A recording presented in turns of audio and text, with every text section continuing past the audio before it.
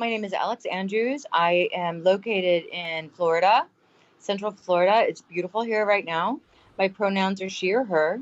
I am the co founder of SWAT Behind Bars. That's the sex worker outreach project behind bars.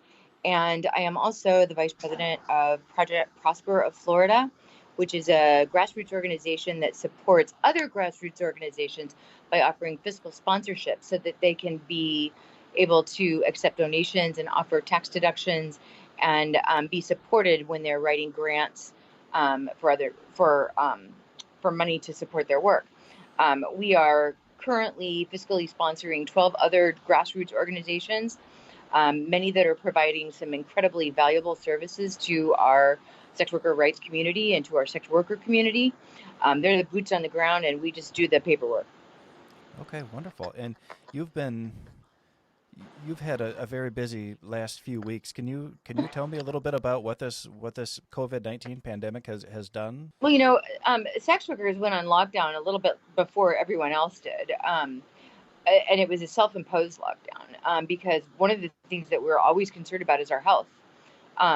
So when COVID-19 looked like it was coming to New York and when it looked like it was coming to the East Coast, we were following CDC guidelines and not seeing people and being very careful and not going out and doing a lot of self-isolating, which is really easy to do for sex workers sometimes because we just as soon be by ourselves.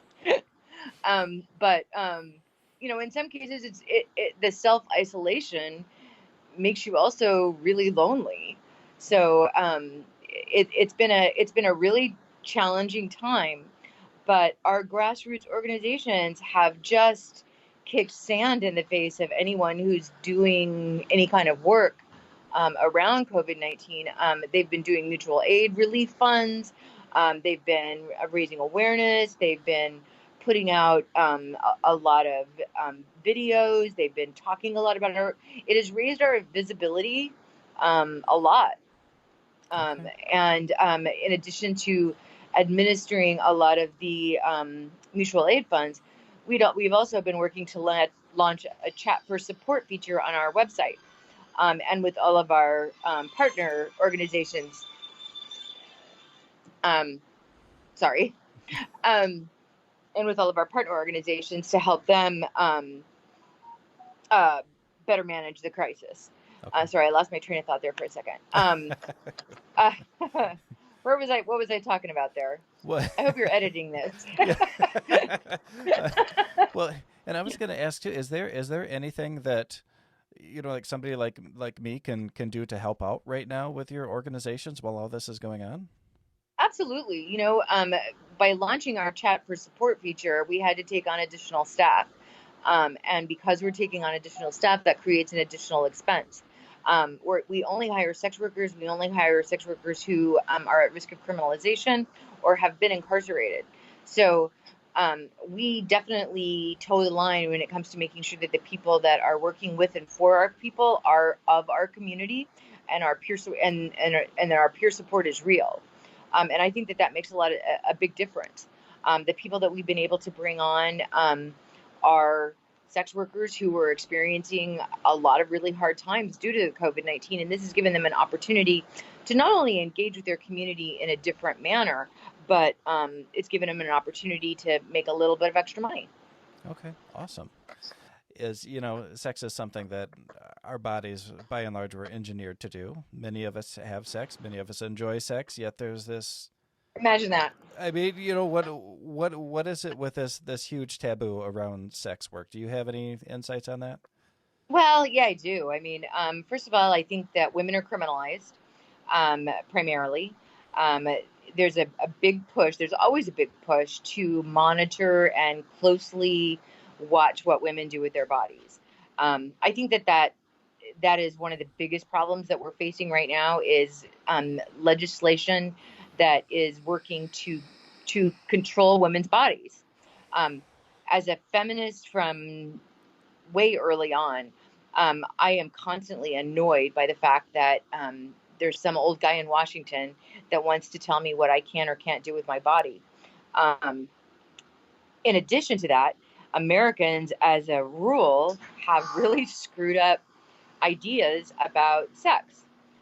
We grow up with that way. It's part of our culture. It's not very healthy. But because we have these preconceived notions and ideas and myths and misconceptions about sex, it naturally only translates to sex workers. Um, Sex work and sex trafficking have been conflated to the point to where a lot of people just don't know the difference. Um, Sex work is someone who engages in the transactional sex of their own volition. Sex trafficking is when someone is forced into it. However, a lot of sex workers have experienced exploitation because their lives are criminalized. Um, when you take someone who is in a marginalized or discriminated category and you criminalize their life, you make whatever it is that they're doing illegal, you further isolate them from society. And you make it more difficult for them to access the services and the support they need from public service organizations. Um, we find a lot of anti-trafficking organizations specifically don't want to help sex workers. And what I don't think that they realize is that a lot of people enter into sex work of their own volition and then find themselves in a compromising position where they become vulnerable to exploitation. Well, so from what you just said, it sounds like we're actually creating the more dangerous situation for Oh sex yeah, workers. absolutely, absolutely. And then to add insult to injury, we put the police in charge of the monitoring of women's bodies, the enforcement of the monitoring of women's bodies, and we put them in charge of access of social services to our criminal justice system. So we look at rescue, or we look at arrest as rescue, and it's definitely not rescue. Um, what you know, and this is a really tough one because I know that you're doing a lot to try to help the community, but is there anything that society can do, or what kind of changes can we try to make in society to make things better for sex workers so that there's not this, you know? Well, you're doing it right now. You're talking to actual sex workers. That makes a huge difference. When people get their information directly from the source, as opposed to the tales of woe that are launched by anti-trafficking organizations and other groups that seek to marginalize and isolate women who have been involved in transactional sex, that helps a lot. Get your information from the source. Don't just take what Julie Bindel says at face value. Um, it's not it's not accurate, and it's not helpful. People who are engaged in trading sex and want to stop have a very difficult time accessing services that will help them exit the industry safely. New Zealand was the first country to decriminalize sex work more than 15 years ago, and they have noticed an incredible drop in violence in their community. That's an incredibly important note to take. Um, if a sex worker who is living in New Zealand wants to leave sex work and start doing something else, she can walk right into the New Zealand's Prostitute Collective office and she can say, I want help exiting. And they say, what do you need? Let's help you get an education doing something else. Let's help you transition out. We'll help you with housing.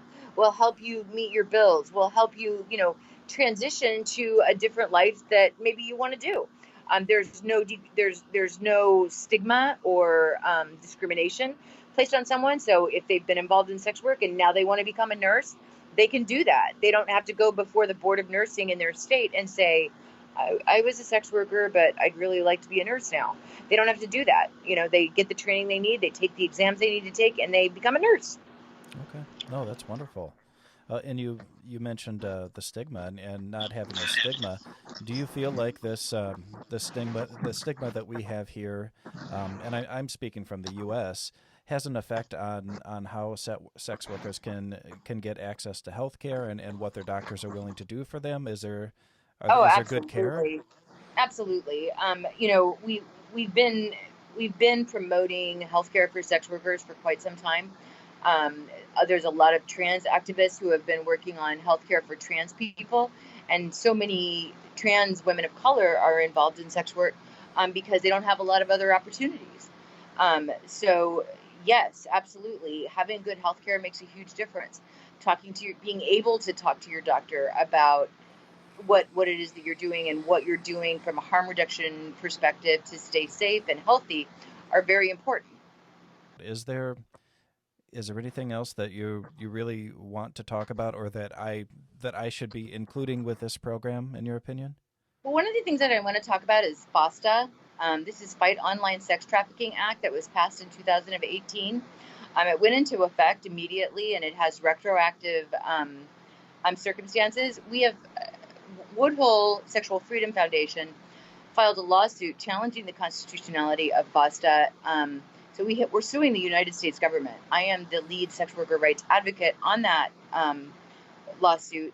And what they did was they carved out a piece of the Section 230 of the Communications Decency Act, making it illegal, making platforms responsible for third-party content that was posted.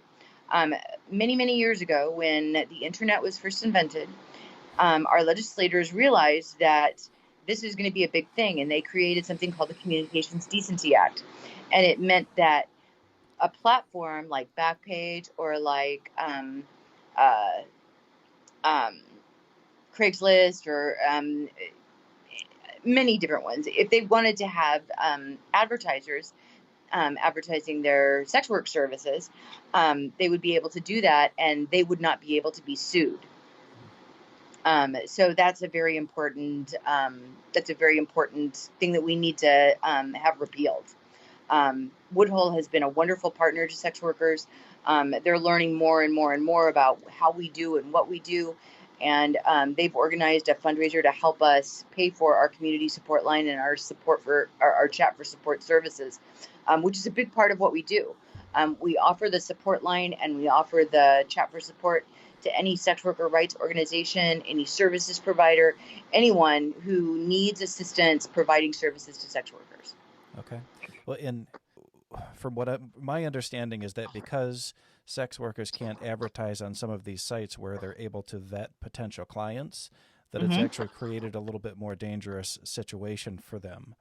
Yeah. Does I that mean, sound accurate, or? yeah, I mean that is accurate. There were a lot of sex workers who were pushed into the street because of the shutdown of Backpage. What people don't realize is that a year before FOSTA happened, Backpage quit accepting MasterCard and Visa, and a lot of sex workers were pushed to the street then because they weren't able to pay for their ads. They didn't know how to use Bitcoin. And a lot of them just never bothered to learn. So we had a huge portion of our sex work community that was immediately pushed to street work and to less safer forms of sex work then. Um, the shutter of Backpage made a huge impact on our lives, and it's been very difficult to navigate ever since then. Okay. Okay. Well, thank you so much for joining me, Alex, and talking to me about all of this. I really appreciate it. Absolutely, anytime. Okay. Wonderful. Have a great day. You too. Thank you. Bye See bye. ya.